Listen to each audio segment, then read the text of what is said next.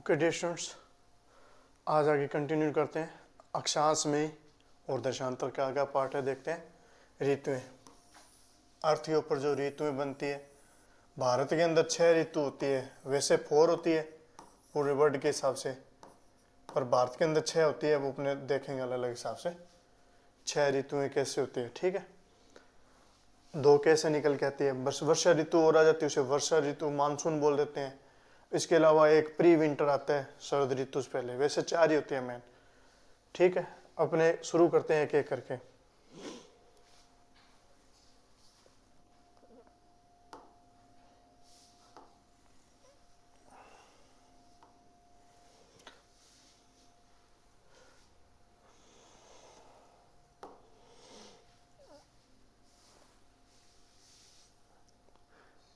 देखो, ये तो मैंने बता ही दिया था। अर्थ होती है, उस पर जो एक मध्य में रेखा होती है उसे इक्वेटर बोलते हैं, भूमध्य रेखा।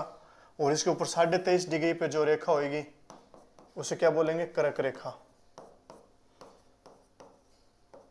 ठीक है, और जो 23.5 नीचे होगी ये नॉर्थ पोल में होगी, और जो साउथ पोल में होगी, नीचे वाला पार्ट पोल कौन सा होता है? नीचे वाला पोल कौन सा होता है? साउथ पोल होता है। इसमें जो 23.5 पे होगी, इसके आगे नॉर्थ लगा देता हूँ, इसके साथ साउथ लगा देता हूँ। इसे बोलते हैं मकर रेखा, और इसे बोलते हैं भूमध्य रेखा या इक्वेटर। विषुवत रेखा भी बोलते हैं इसको। ठीक है, समझ में आ गई बात। इसके ऊपर एक और लेते हैं अपने 66.5 डिग्री, मतलब 66.5 डिग्री का नॉर्थ में, और 66 डिग्री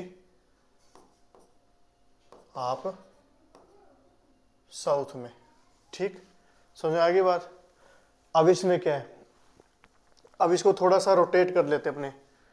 रोटेट करने के बाद में ये कैसे हो जाएंगी?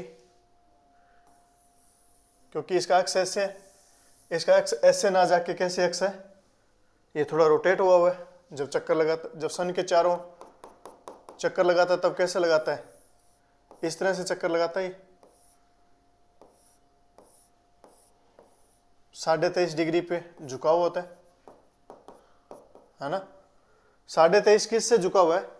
जो तल है ना पृथ्वी के चारों ओर चक्कर लगाता है, उस तल से ये 66.5 डिग्री पे इसका घूर्णन अक्ष है ना, ऐसे ना घूम के उस पे क्या होता है, ये 23.5 डिग्री ऐसे थोड़ा सा झुका होता है उस तल में। नीचे 23.5 66.5 हो जाता है, ऊपर से 23.5 डिग्री झुका होता है। उस हिसाब से इसको बोलते हैं घूर्णन अक्ष के साथ में 23.5 झुका हुआ है, ऐसे ये रोटेट करते हैं। ठीक है, अब देखते हैं। हमने ये सुना हुआ कहीं एक पृथ्वी पे ऐसी जगह है जहाँ 6 महीने रात और 6 महीने दिन होता है। वो कौन कौन सी जगह होती है? एक नॉर्थ पोल बिल्कुल यहाँ पे, और एक यहाँ पे साउथ पोल पे होती है। कैसे होती है उसका पूरा डिटेल समझते अपने। ये देखो, ये देखो ऐसे झुका हुआ है। अपने शुरू करते हैं 20 मार्च से। 20 मार्च या 21 मार्च भी बोल देते हैं इसको। ठीक है, दोनों में से कोई भी तारीख हो, जनरली 21 मार्च ही लेते हैं। 20 और 21 मार्च के बीच की बात ये है। ये ऐसे झुका हुआ है, पर ये सन के कहाँ है? जैसे मान लो ये सन है, तो सन के इधर वाली साइड में है। ठीक है, ये ऐसे झुका हुआ है पर सन के इधर वाली साइड में है। इससे धूप कैसे आएगी? इस समय सन 21 मार्च को सन कहाँ होता है? कर्क रेखा, विषुवत रेखा पे होता है। और दोनों स्पेयर पे क्या जाता है? हेमिस्फेयर्स पे, दोनों गोलार्धों में कैसे जाता है? धूप बिल्कुल जाती है, 90 डिग्री पे चली जाती है। मतलब ये हुआ कि जब ये सन यहाँ पे है, कहाँ पे? सन कर्क रेखा पे है।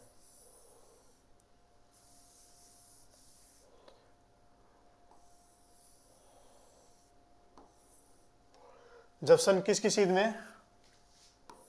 विषुवत रेखा के, मतलब इक्वेटर के में है, भूमध्य रेखा पे है। यहाँ पे सन है, तब धूप कहाँ पे आ जाएगी?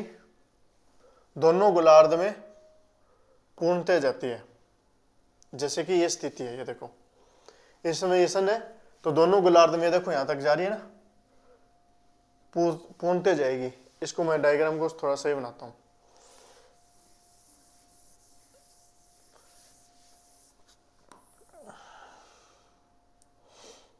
जब इक्वेटर पे, ये इक्वेटर लाइन शो कर दी मैंने, ये 23.5 कर दी दोनों तरफ, और इधर मैंने नॉर्थ पोल कर दिया। मैं इसको ऐसे उल्टा करके दिखा रहा हूँ, और इधर मैंने साउथ पोल कर दिया। इधर 66.5 और इधर 23.5। जब सन कहाँ है, यहाँ है, ठीक है, सन यहाँ है, तो दोनों तरफ कैसे जाएगी धूप, दोनों तरफ पूर्णतः जाएगी, मतलब पूरा कवर कर लेगी। और यहाँ बिल्कुल तिखी आएगी, यहाँ 23.5 पे तिरछी आएगी थोड़ी, 23.5 पे तिरछी आएगी, और 66.5 पे भी थोड़ी तिरछी आएगी, और इधर भी 66.5 पे थोड़ी तिरछी आएगी। ये कब की बात है, 21 मार्च, ऐसे आएगी सन की रेखाएं। तो इस टाइम क्या होता है, दोनों गोलार्ध में, पृथ्वी के दोनों हिस्सों में क्या होता है, पूर्णतः धूप जाती है। मतलब पीछे वाली साइड में ये देखो ऐसे धूप, ऐसे सन है, तो दोनों गोलार्ध में दोनों तरफ धूप आती है। अब ये क्या होगा, धीरे धीरे आगे जाएगा, आगे जाएगा, ऐसे ऐसे घूमता रहता है, रोटेट भी करता रहता है, आगे जाएगा। ये जैसे मान लो ये सन है, ये मान लो जैसे ये मान लो पृथ्वी है जैसे, अब ये रोटेट करेगी, तो रोटेट करेगी, आगे क्या होगा, धीरे धीरे ऊपर वाले में क्या होगा, नीचे वाले में धूप घटती रहेगी, ऊपर वाले में धूप क्या बढ़ती जाएगी। अब ये कर्क रेखा की ओर जा रहा है सूरज, अब सूरज किधर की ओर जा रहा है, कर्क रेखा की ओर जा रहा है। तो इसमें क्या होगा, धीरे धीरे पीछे से धूप इसमें क्या होगी, ये एकदम यहां से कम होने लग जाएगी। थोड़ा सा आगे आया, मान लो 21 मार्च से 22 मार्च में चला गया सूरज, ठीक है, एक बार ये ऐसे पड़े रहते हैं। अब आगे वाली स्थिति देखते हैं। अब मान लो सन कहां चला गया, 22 मार्च में चला गया मान लो, तो सन 22 मार्च को थोड़ा सा इक्वेटर से क्या इधर हो जाएगा, बिल्कुल सीध में नहीं होगा, सन इस पे भी क्या थोड़ी सी तिरछी हो जाएगी, विषुवत रेखा पे भी, और 23.5 पे आएगी, और इधर 66.5 पे भी आएगी, और इधर भी आएगी, ठीक है। और इधर क्या होगा, 23.5 पे आएगी, 66.5 पे भी आएगी, और इधर थोड़ा सा कम हो जाएगा, साउथ पोल का कुछ हिस्सा क्या हो जाएगा, जो साउथ पोल है उसका थोड़ा सा हिस्सा क्या होगा, कम दिखने लग जाएगा, उसको दिखने नहीं लगेगा।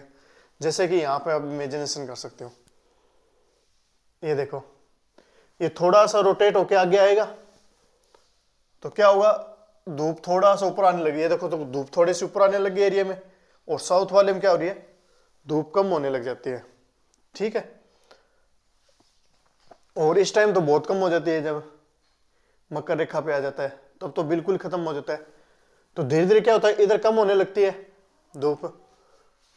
अब ये स्थिति मान लो 22 मार्च के बाद में आ गई अपने पास में, 22 जून को आ गए, 21 जून को आ गए अपने,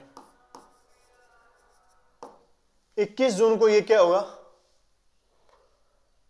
21 जून को ये सन कहां चला जाएगा, 23.5 पे चला जाएगा, कर्क रेखा पे। ये सन कहां आ जाएगा 21 जून को,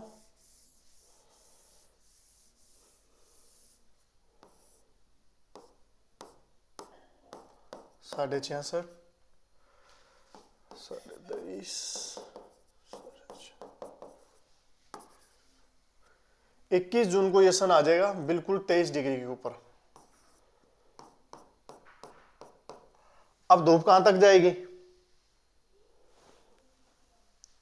अब इस पे तो बिल्कुल सीधी आएगी 23 डिग्री पे, तो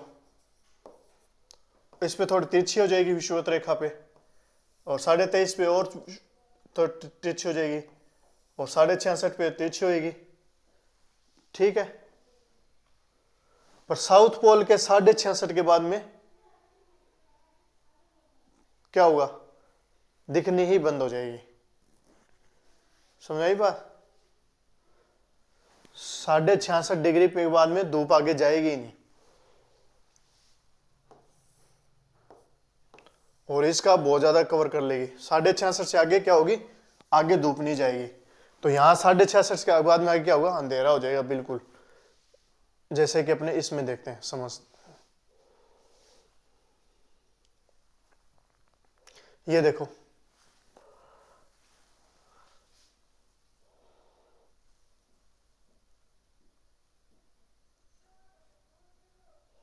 ये इक्वेटर लाइन है,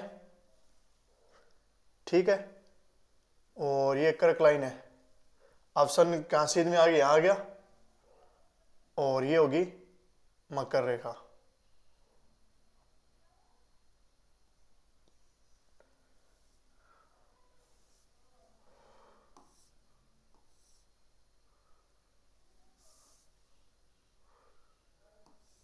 ये भूमध्य रेखा, ये कर्क रेखा, ये इक्वेटर लाइन, ठीक। ये थोड़ा सा ऐसे अपने को आगे दिख रही है पृथ्वी, इसको सीधी करेंगे तो अपने को पूरा सही दिखेगा, ऐसा दिखेगा अपने को, ठीक है। अब धूप कहाँ कहाँ जा रही है, सिर्फ धूप यहाँ, अब इसकी सीध में आ गया सूरज, मान लो यहाँ पे इसकी सीध में आ गया सूरज, कहाँ कहाँ धूप जाएगी, नॉर्थन पोल में जाएगी, पर 66.5 से नीचे धूप नहीं जाएगी। इसका मतलब वहां पे अवरात्रि रहेगी 66.5 से नीचे लगभग। इस पोजीशन पे आने के बाद में क्या होती है, ये देखो, ये अर्थ है, ये ऐसे रोटेट करेगी तो घूमेगी, यहाँ पे सूरज क्या होगा, यहाँ कभी सूरज छिपेगा ही नहीं, ऊपर वाले हिस्से में सूरज छिपेगा ही नहीं। कौन से 66.5 से ऊपर के हिस्से में क्या होगा, सूरज कभी छिपेगा ही नहीं। और नीचे के 66.5, ये देखो यहाँ का ऊपर का 66.5 का हिस्से में क्या होगा, सूरज कभी नहीं छिपेगा, यहां से सूरज कभी छिपेगा ही नहीं। और नीचे वाले में क्या होगा, नीचे वाले में धूप ही नहीं आ रही, 66.5 से नीचे क्या होगा, सूरज उगेगा ही नहीं, अंधेरा रहेगा। नीचे के 66.5 से लेके पोल में नीचे के अर्थ के, ये जैसे अर्थ है, ये जैसे रोटेट कर रही है, मान लो ऐसे रोटेट कर रही है, तो इसके यहाँ इस पार्ट पे से लेके ये तो हमेशा धूप में रहेगा ही रहेगा 66.5 का। ये वाला वृत्त है, ये वाला जो सर्किल है 66.5 वाला, जहां तक धूप रह रही है वो वाला कौन सा सर्किल है, ये 66.5 का सर्किल है, ठीक है। 66.5 का ऊपर का सर्किल है जो हमेशा कैसे रहेगा, धूप में रहेगा। तो यहाँ कभी सूर्यास्त होगा, यहाँ कभी सूर्यास्त नहीं होगा, यहाँ सूर्य हमेशा ही उगा रहेगा, ठीक है। और 66.5 से नीचे क्या होगा, अंधेरा है, जो सन के सामने ही नहीं आ रहा, क्योंकि लास्ट पॉइंट क्या है, टर्निंग पॉइंट, सन से इसके नीचे आगे जाता ही नहीं सन, ठीक है। इसके लिए दूसरा डायग्राम में देखते हैं, ये देखो अंधेरा रहेगा, यहां से ये यहाँ का ये आ गया 66.5,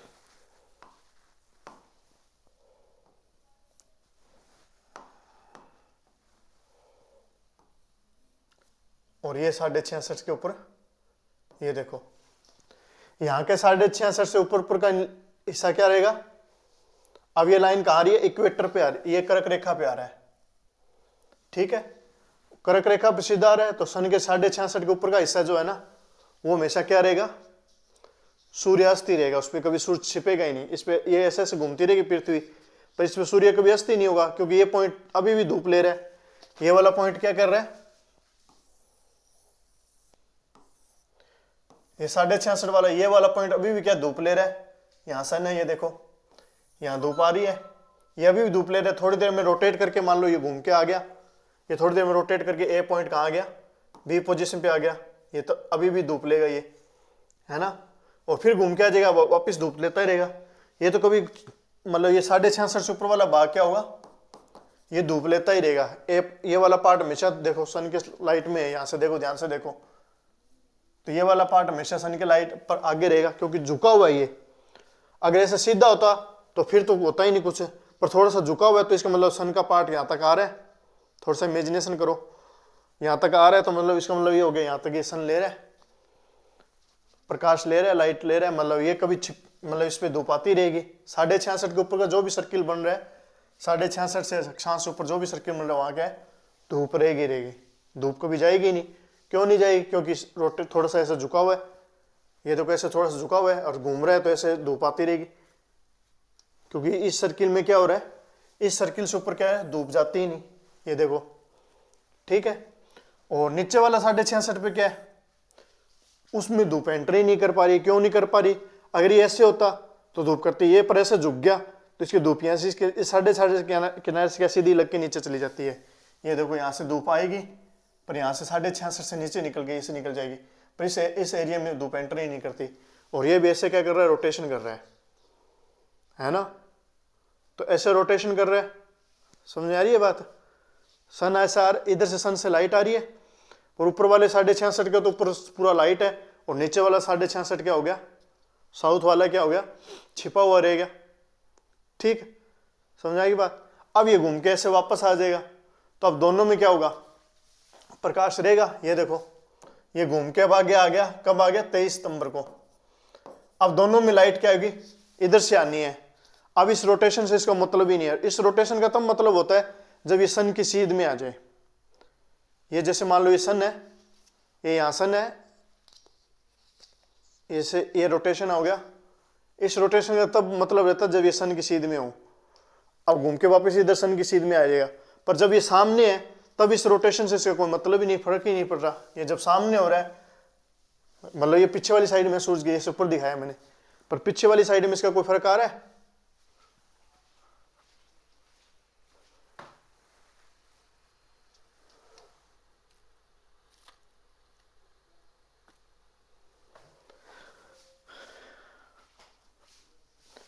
इधर इधर सूरज की इधर वाली साइड में ये मान लो सन है यहाँ पे, ये जब सन है तब इससे कोई फर्क पड़ रहा है, इसमें नहीं पड़ रहा। तब यहाँ पे है, तब यहाँ फर्क पड़ रहा है कि ऊपर वाला सर्किल क्या होगा, चमकता रहेगा, नीचे वाले क्या अंधेरे में रहेगा। यहाँ वापस आ जाएगा तो दोनों पे प्रकाश फुल आएगा, तब इसका कोई फर्क ही नहीं रहेगा, इधर भी कोई फर्क नहीं रहेगा। तो इन दोनों पोजीशन पे क्या होती है, ये जब कर्क रेखा पे है, अब सन कहाँ वापस आ गया,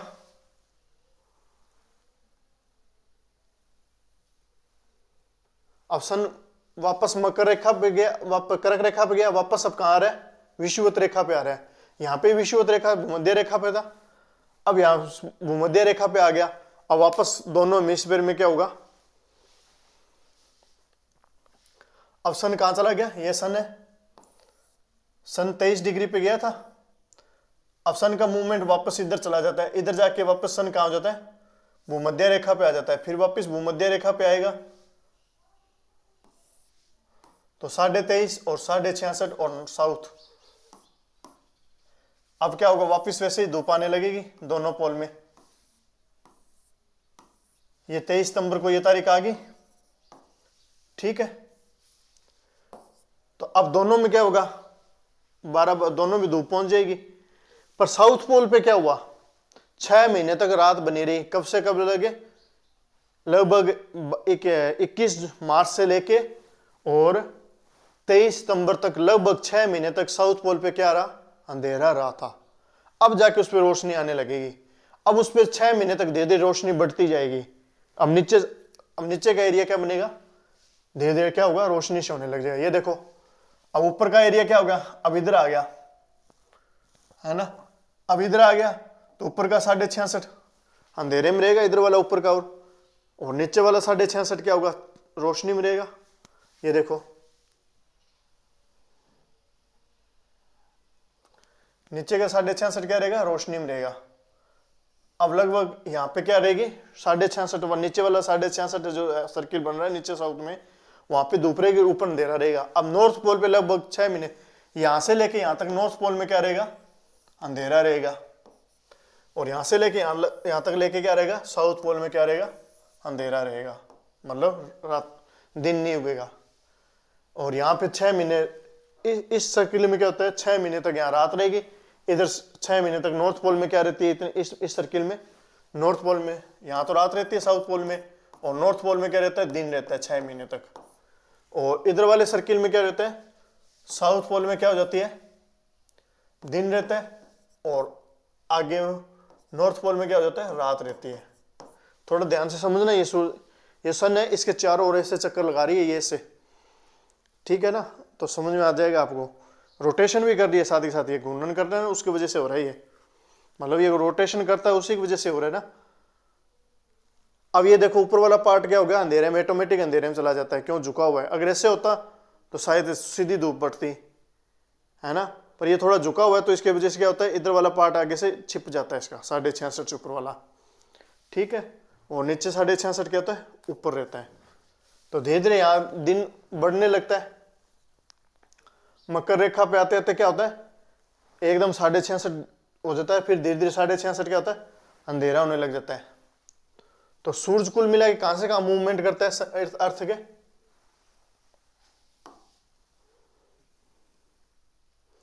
सूरज कहां से कहां मूवमेंट करता है?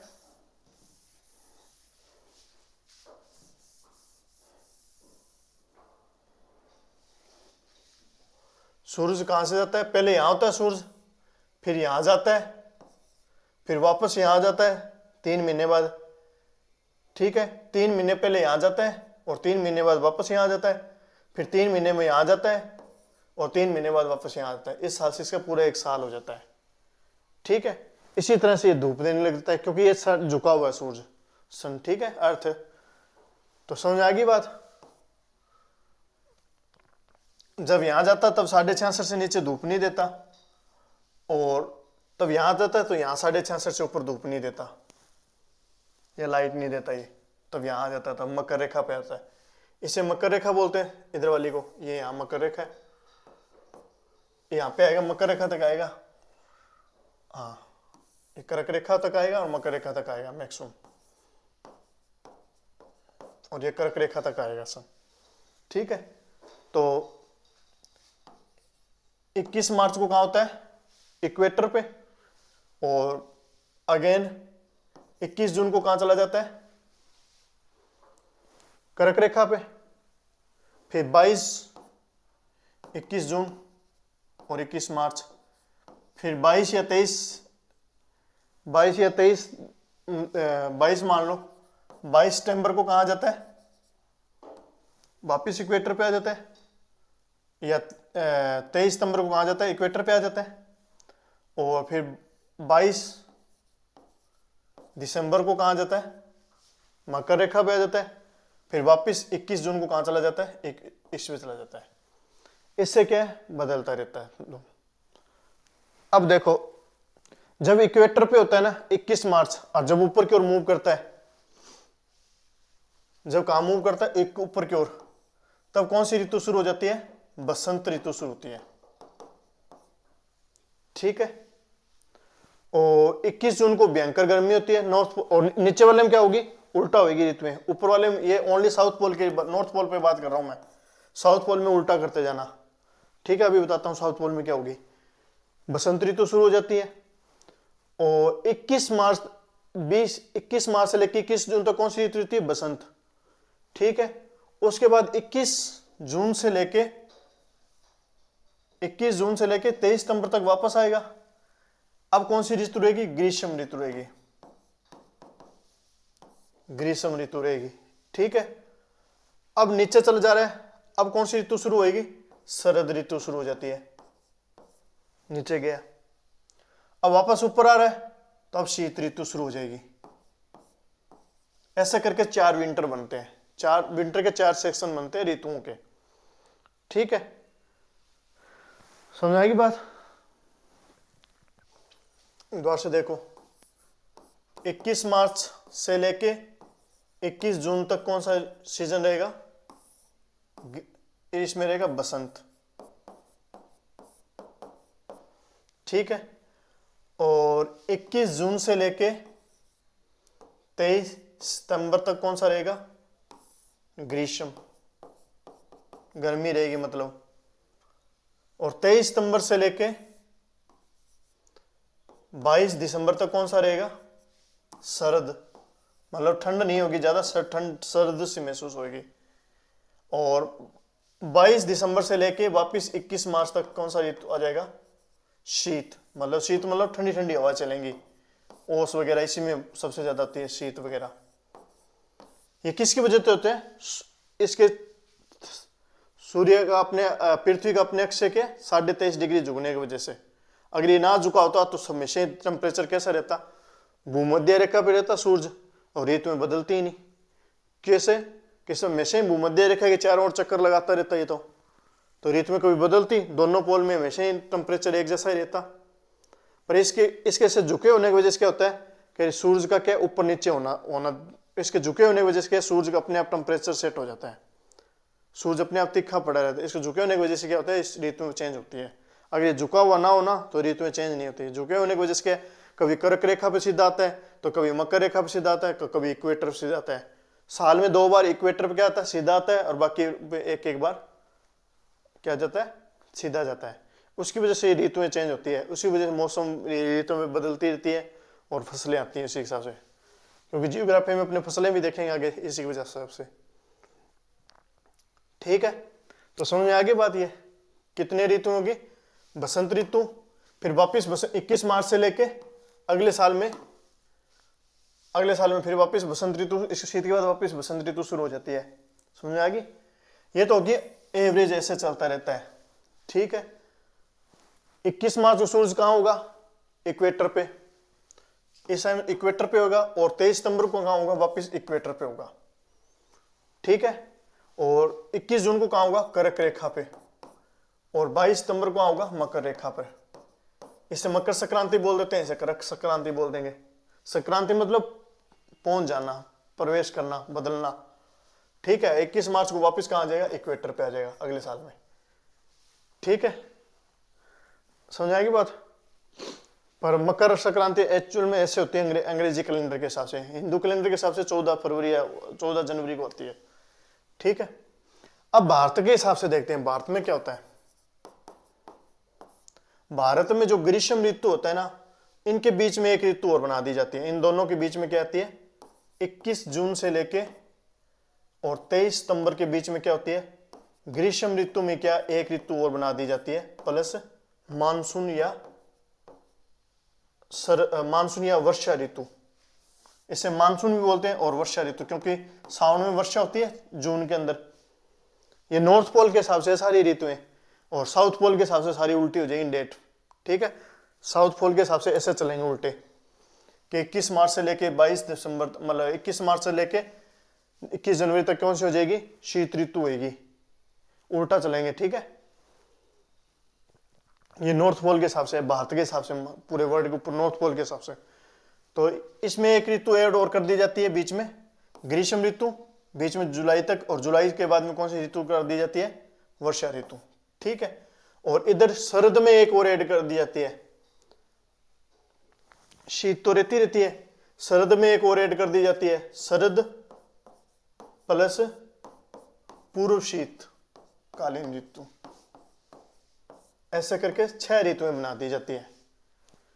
शरद तो है ही है, ये 4 ऋतु रहती है। इनके बीच में एक यहाँ ऐड कर दी, कौन सी? वर्षा ऋतु। और इनके बीच में एक पूर्व शीत ऋतु और ऐड कर दी जाती है। ऐसा करके भारत में 6 ऋतुएं बन जाती है। क्यों? भारत की जियोग्राफी हिसाब से वर्षा का सेक्शन आता है और आता है। इससे मानसून, इसी को बोलते हैं, वर्षा को मानसून बोल देते हैं, मानसून। ठीक है, वो वर्षा में अपने पूरा डिटेल से देखेंगे, सन के हिसाब से पश्चिमा पौने वगैरह सब आ जाएंगी। ठीक है, तो ये थी थोड़ी ऋतुओं के बारे में जानकारी जो अक्षांश के ऊपर होती है। ठीक है, और 2 अक्षांश के बीच में कौन सा जोन बनता है? कटिबंध बोलते हैं। 2 अक्षांश, कोई भी 2 अक्षांश के बीच में घिरे हुए क्षेत्र को क्या बोलेंगे? कटिबंध। ठीक है, कटिबंध बोलते हैं 2 अक्षांश के बीच में कोई भी जोन को। तो ऊपर वाला में हमेशा क्या रहेगी? ठंडी रहती है, हम देख ही चुके हैं। ठीक है, ध्रुव में हमेशा क्या रहती है? ठंडी रहती है, लगभग बर्फ है यहाँ पे। तो इसीलिए यहाँ कौन सी रहती है? शीत कटिबंध। यहाँ पे धूप आती तो है, पर वो नीचे भी धूप रहती है, ऊपर भी धूप आती तो है, पर वो धूप बर्फ को इतना नहीं पिघला पाती। ठीक है, तो यहाँ पे क्या? शीत रहती है दोनों तरफ। इनको कौन बोलते हैं? शीत कटिबंध। इन दोनों को कौन सा कटिबंध बोला है? शीत कटिबंध। ठीक है, उसके बाद ये वाला जो कटिबंध है 23.5 से लेकर 66 को, दोनों में। ठीक है, इसका नाम अभी देखते हैं। और वापस ये वाला जो एरिया है दोनों में, ये दोनों में कौन सा था? उष्ण। ठीक है, तो ये दोनों शीत और उष्ण के बीच में इसको क्या बोलेंगे? शीतोष्ण। शीत प्लस उष्ण, शीतोष्ण। इसको कौन सा बोलते हैं? शीतोष्ण कटिबंध। कहां से कहां होता है? कहां से कहां होता है? 23.5 से लेकर 66 के बीच में कौन सा होगा? शीतोष्ण। और ऊपर भी 23.5 से लेकर 66 के बीच में कौन सा होगा? शीतोष्ण। ठीक है, और नीचे 23.5 से लेके साउथ से लेके ऊपर कर्क रेखा के बीच में ये कौन सा होगा? उष्ण। और ऊपर कौन सा होगा? शीत। इन दोनों कौन सा कटिबंध बोलते हैं? शीत कटिबंध। और 6 महीने वाला चीज समझ में आ गया? 6 महीने कहाँ ऋतु रहती है, कहाँ गर्मी रहती है। ठीक है, ये बात समझ में आ गई? ठीक है, अब इसी के संबंध में एक गुरुत्वाकर्षण का और देख लेते हैं। देखो पृथ्वी चपटी ना गोलाकार ना होकर थोड़ी सी ऐसे है पृथ्वी,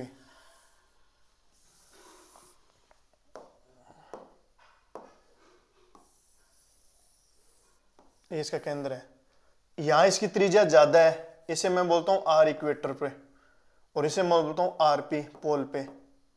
ठीक है, तो यहां पे क्या है, ये त्रिज्या कम है, ये त्रिज्या ज्यादा है, थोड़ा सा फैली हुई है, तो यहां गुरुत्वाकर्षण क्या होगा, कम। यहां जी की वैल्यू या गुरुत्वाकर्षण आकर्षण, मतलब एक गुरुत्वाकर्षण त्वरण होता है, आकर्षण की वैल्यू यहाँ क्या कम होगी, और यहाँ पे क्या होगी, ज्यादा होगी आकर्षण। कोई भी पोल यहाँ पिंड है ना उसको जल्दी आकर्षित कर लेगा, और यहाँ पिंड है इसको थोड़ा सा इससे करेगा आकर्षित ये भी, पर इसकी तुलना में यहाँ उस पर ज्यादा बल लगेगा। ठीक है, ध्रुवों पे क्या होता है, आकर्षण बल ज्यादा होता है, इसीलिए सैटेलाइट को कहाँ कोशिश करते हैं, ध्रुवों पर जो सैटेलाइट लॉन्चर होते हैं ना, जहाँ सैटेलाइट ऊपर की ओर फेंकना होता है, तो यहाँ पे ना फेंक के कहाँ से फेंका जाता है, जितना ज्यादा इक्वेटर के पास में होगा वो पॉइंट पे गुरुत्वाकर्षण उतना कम होता है, वहां से ही फेंकना आसान रहता है। ठीक है, इसी वजह से रूस, ये जो रूस है वर्ल्ड के अंदर,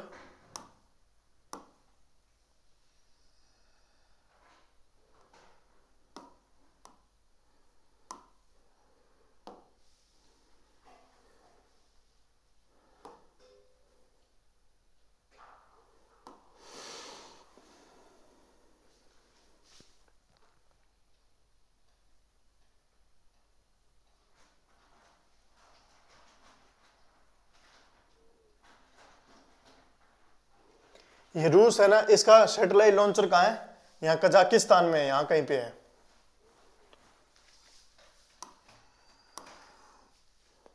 यहाँ कहीं पे है, क्योंकि इक्वेटर लाइन नीचे जा रही है ना, ये रही इक्वेटर लाइन, तो इक्वेटर लाइन के पास में होना चाहिए, वरना रूस चाहता तो अपने अंदर भी यहाँ पे बना सकता, पर यहाँ गुरुत्वाकर्षण ज्यादा है, तो यहाँ सैटेलाइट फेंकने के ऊपर फेंकने में क्या होगा, जोर ज्यादा लगता है, तो इसीलिए अपना ये रखता है। और भारत का कहाँ है, भारत का भी देखो यहाँ श्रीहरिकोटा के अंदर है, ठीक है, तमिलनाडु के अंदर यहाँ पे है श्रीहरिकोटा में, यहाँ से फेंका जाता है ऊपर, क्यों, इक्वेटर के पास में है। तो किसी भी देश का सैटेलाइट लॉन्चर होगा उतना ज्यादा क्या भूमध्य रेखा के पास में होता है, क्यों होता है, क्योंकि भूमध्य रेखा पर गुरुत्वाकर्षण बल क्या होता है, कम लगता है, किसी चीज को फेंकना ऊपर फेंकना आसान होता है।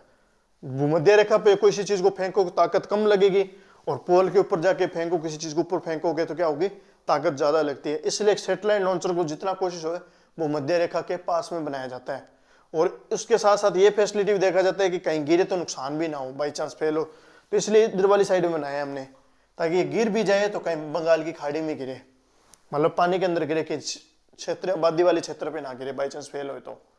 इसी को देखते हुए हमने काम बनाया सैटेलाइट लॉन्चर फार्म बनाया। ठीक है, ये थोड़ा सा गुरुत्वाकर्षण और ऋतुओं पे था एक टॉपिक, छोटा सा अक्षांश के बीच में रह गया था ये वाला। ठीक है, अब आगे देखेंगे अगले नेक्स्ट क्लास में चंद्र ग्रहण और सूर्य ग्रहण।